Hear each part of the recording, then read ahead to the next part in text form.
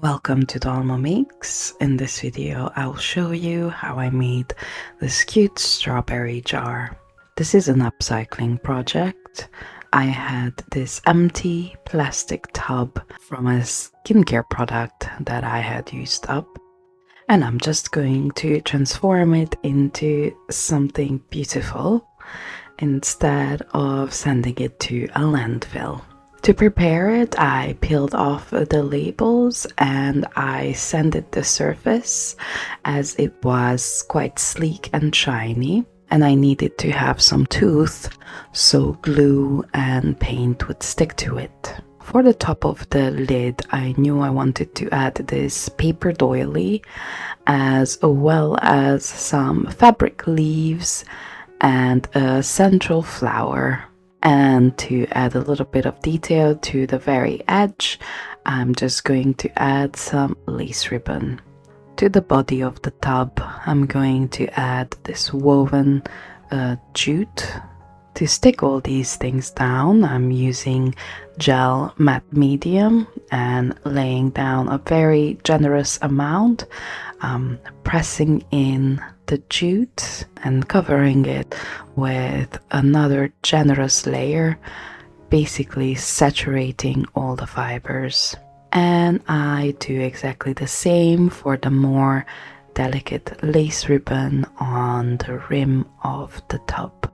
Might as well add the paper doily with the same glue. I also just fully saturate the paper. With the fabric leaves, I only add the glue at the bottom as I want to preserve as much as possible of the embossed veining of the leaves, and I thought maybe they would get a little bit clogged up by the matte medium on top.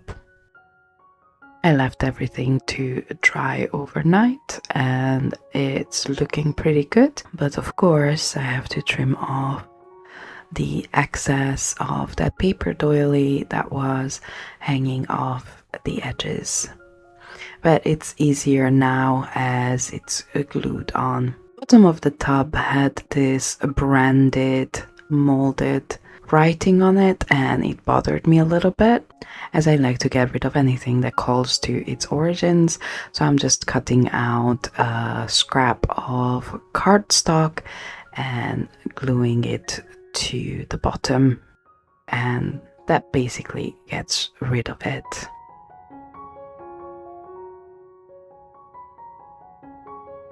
To glue on the flower in the center, I'm using some glossy accents and an extra small button just to elevate the flower a little bit, and I think that makes it fit a little bit better. When that's dry and fully cured, it's time for painting. First of all, I'm going to base coat everything in a nice bright red. This is just a craft acrylic paint and it's good for base coats and such. At this point, I wasn't sure about exactly how I was going to paint the final result, but I knew I couldn't go wrong with red for strawberry. The next step is the detail paintings, and I'm just painting with a lighter shade of red in some parts, especially the indentations, and catching the edges sort of to create some highlights. At this point I decided the leaves must be green, so to start with I'm going in with quite a dark green just for better coverage over that red. And I think I will do a couple of coats of this just to counteract that red.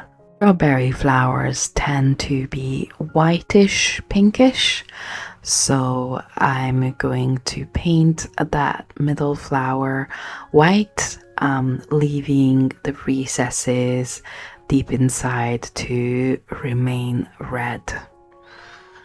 And I think that's starting to look pretty good.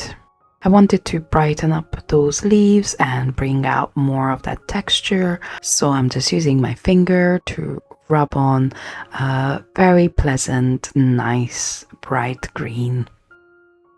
And to evoke more of the yellow strawberry seed imagery, I'm using a little bit of yellow on my finger to dry brush over the textured jute part and the lace on the edge of the lid.